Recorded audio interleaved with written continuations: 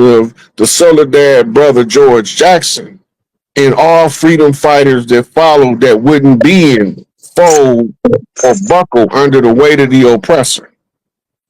They still, if you read, he had two books. One is called The Soledad Brother. The other one called Blood in My Eye. The Soledad Brother was like stuff that he would write, like philosophies and opinions of George Jackson, right? But in those letters, you get to see him telling his parents what he's up against, you know, and he got the guerrilla mentality. The guerrilla mentality is I'm an easygoing guy until you try to take advantage of me. Right? It's a story. It's one of his writings about. He said the Muslims came to me and told me we ain't going to trial. We finna tear this MF up. Right? He said and the Black Liberation Group came to me and said we ain't going to trial. We about to tear this up. So nobody supposed to be going to trial. He said I went to the trial hall with dignity and pride on my own without any of the aid of the brothers that was about to fight this dastardly fight. And he said they caught me coming back from the chow hall. He said they asked me, "Hey brother, what is you doing, man?" He say, "I fight a revolution way better on a full stomach."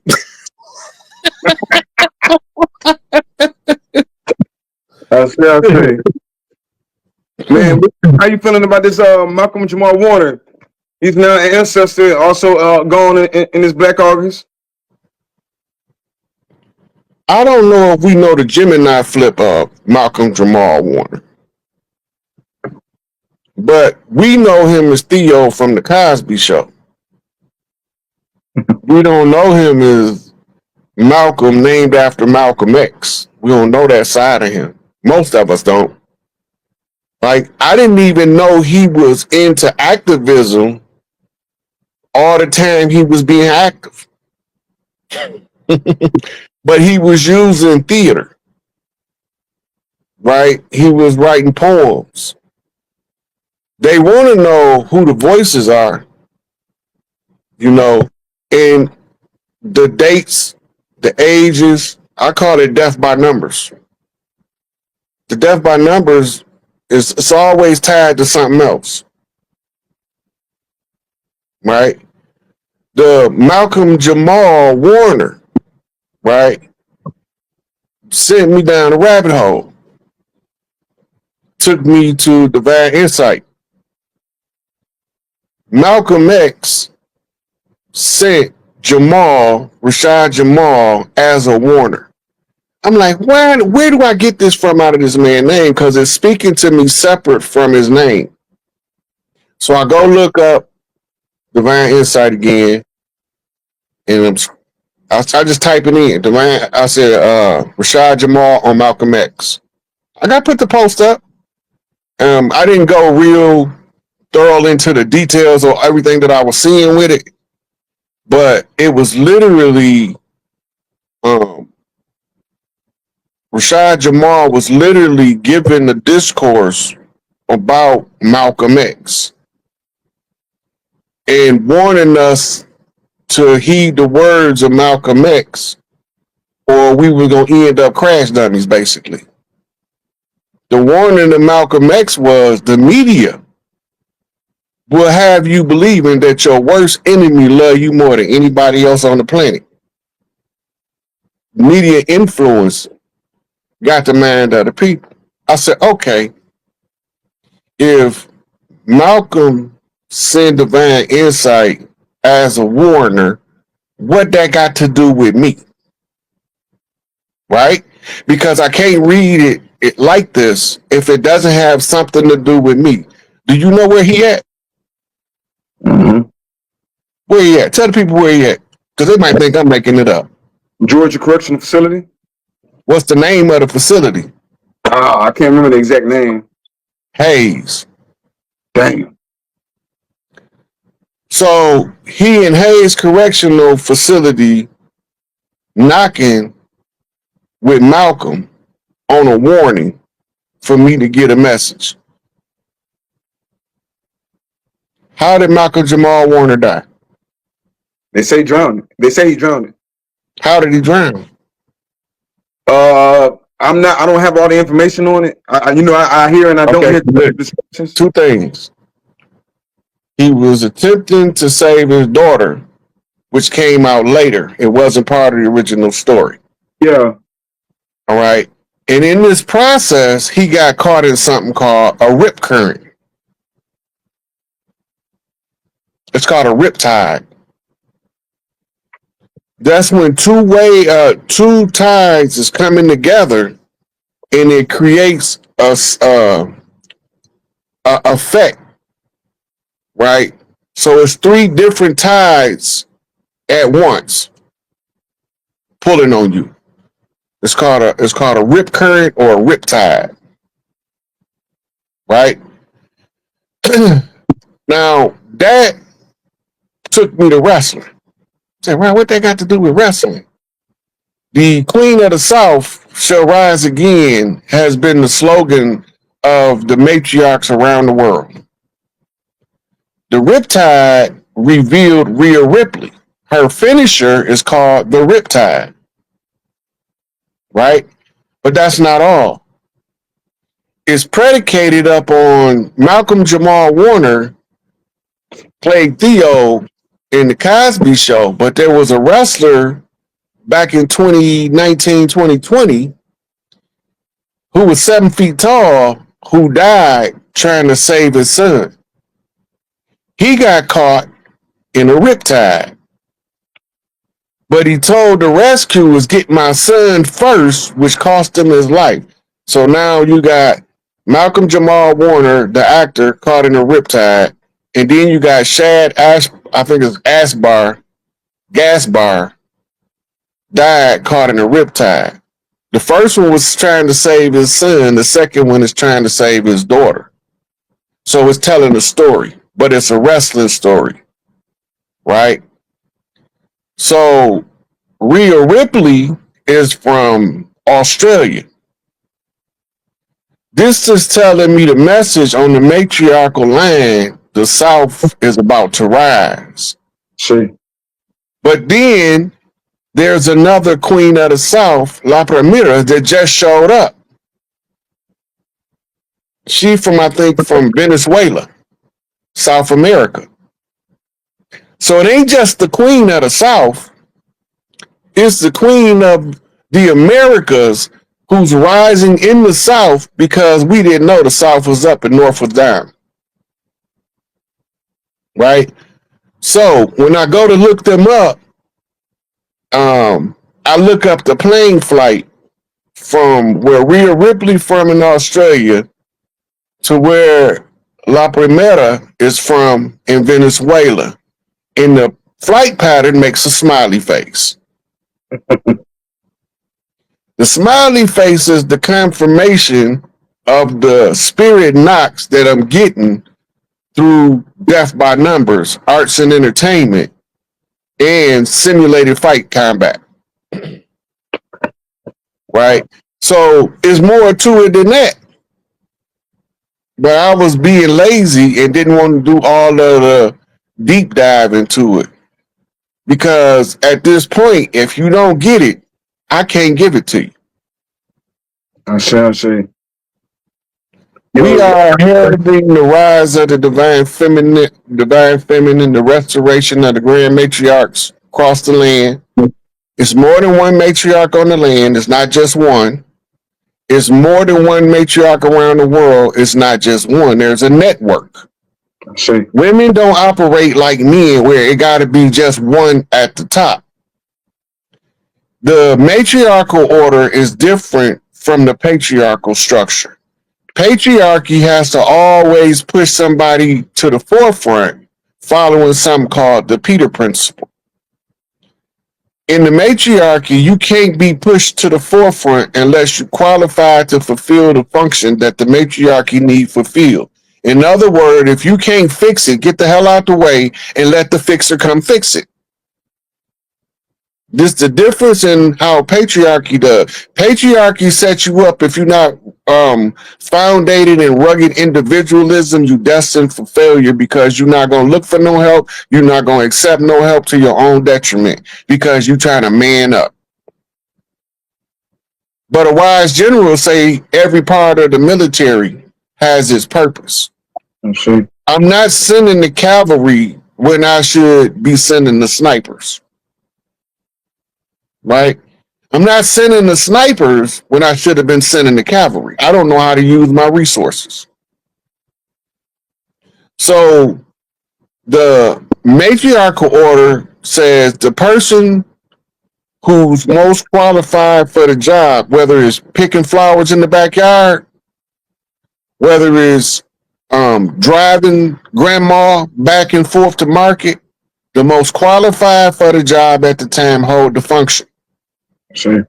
Until a more qualified individual comes along, or the person holding the function, if you don't want it, should train somebody else to fulfill the purpose so that a competent person inherits the leadership in that area.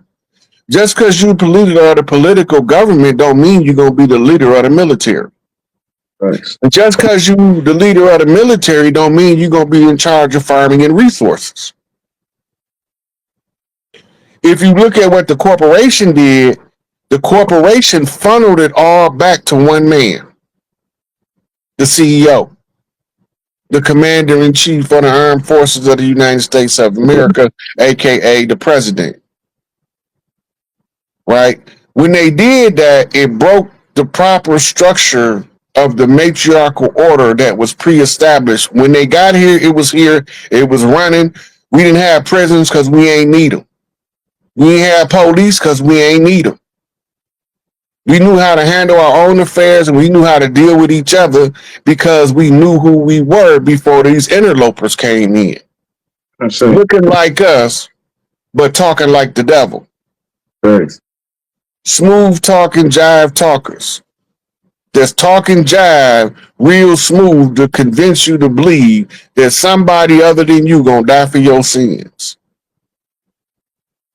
Sins have nothing to do with your mortality or your immortality. All it have anything to do with is whether you part of the ones who take part in the sin right or you not part of them. But you don't even know what the sin right is. This is where the problem come in because they've been telling us in the church the whole time we sinners. We born sinners. We wasn't sinners until we took communion. Right? The only reason we was born into sin is because our parents was taking communion at church.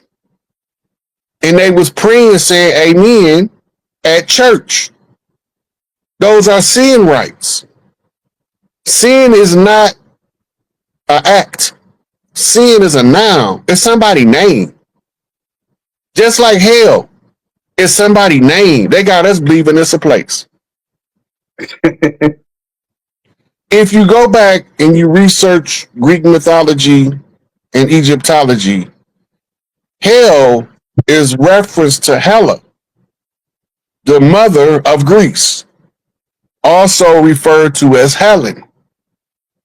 The EN mean that she had mastered something to become Lord. But this was in the feminine, so it came at the end instead of the beginning of the name. Right?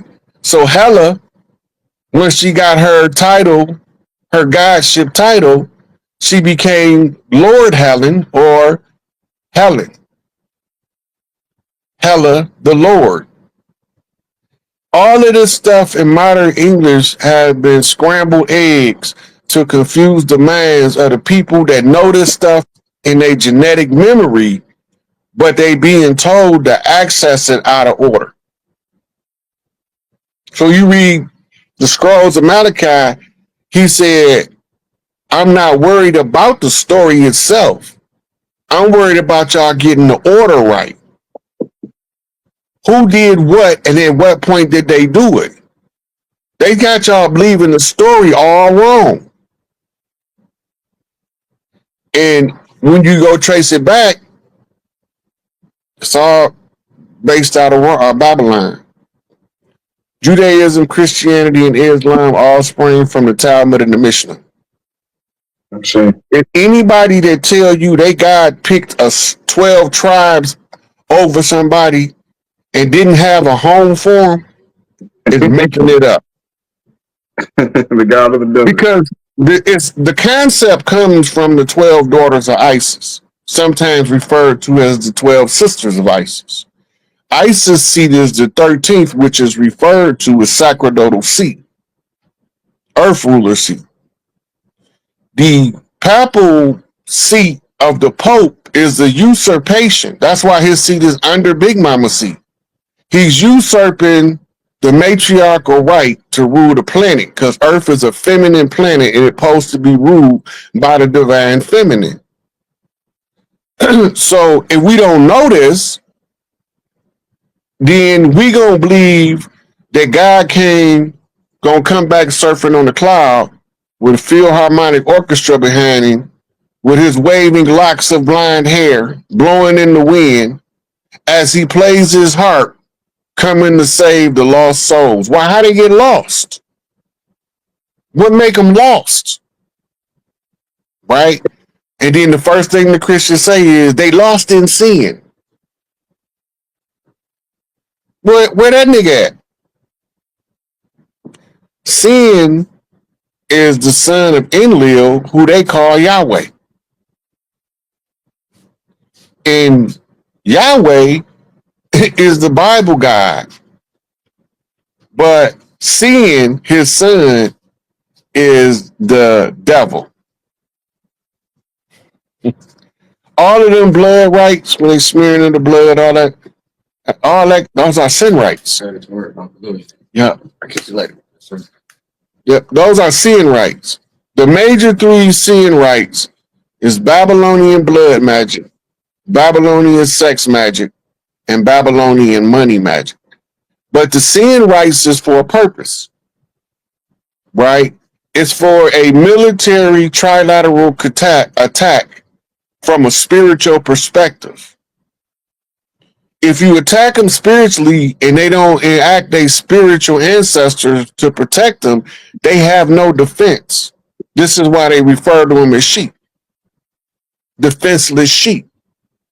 Because you don't know you under attack, and they didn't convince you that this Bible God that they fed you, that they what made a composite of a group of gods into one God.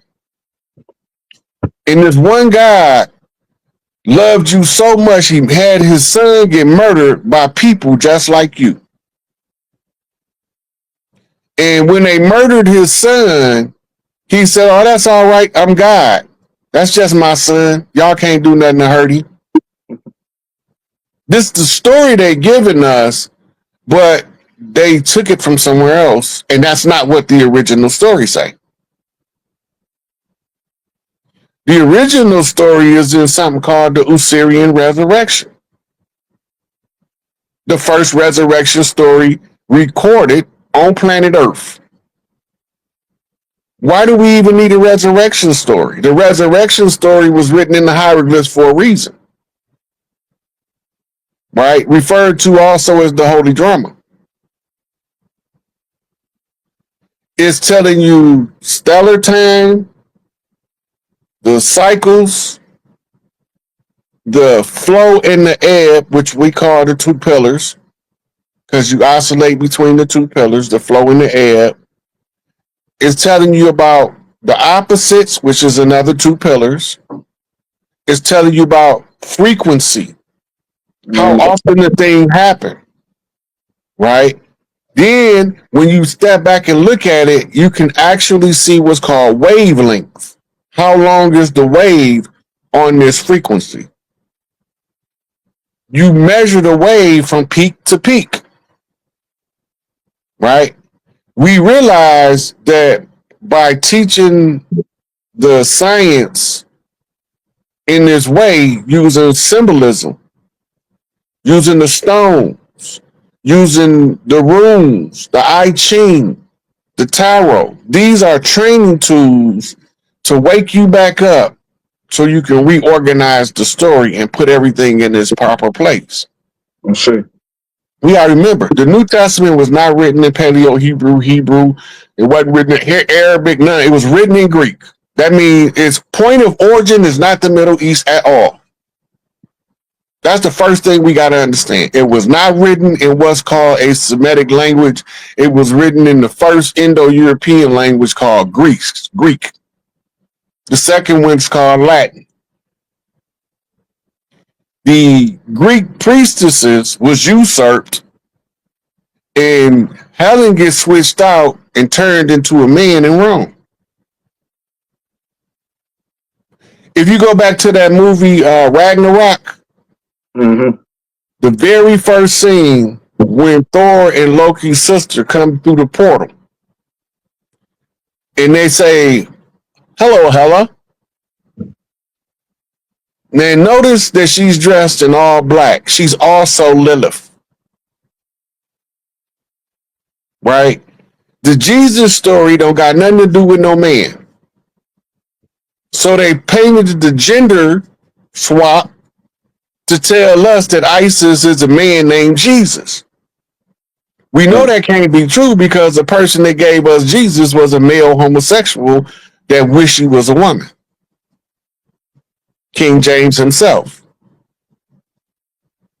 But we don't know none of that stuff. We don't know who King James was. We don't know the history of King James. We don't know the authorization of the writing of the Book of Demon Knowledge. We don't know none of that about that. So since we don't know that, that can't be part of our math in trying to decipher what's going on. Get it? No, most definitely. If it's not part of the math, you can't adjust for it. Everything is part of the equation. I see. Just because you don't see it, that means you just can't add it right now. You haven't seen it yet. Thanks. Nobody never told you yet. And how do you know you need to add it to the equation? As soon as you realize a cognitive dissonance. I don't call it cognitive dissonance when I'm talking to us in the hood. I say the what the fuck effect. Right? Because the first thing you say is, where the fuck you get that from? Right? I ain't never heard that before. Who told you that and where did you get it from? Oh man, you ain't never heard of. And then it leads into a conversation of discovery. I'm not the person to tell somebody they don't know what they're talking about, and I don't know what they're talking about. I got to first understand what they're saying. Right.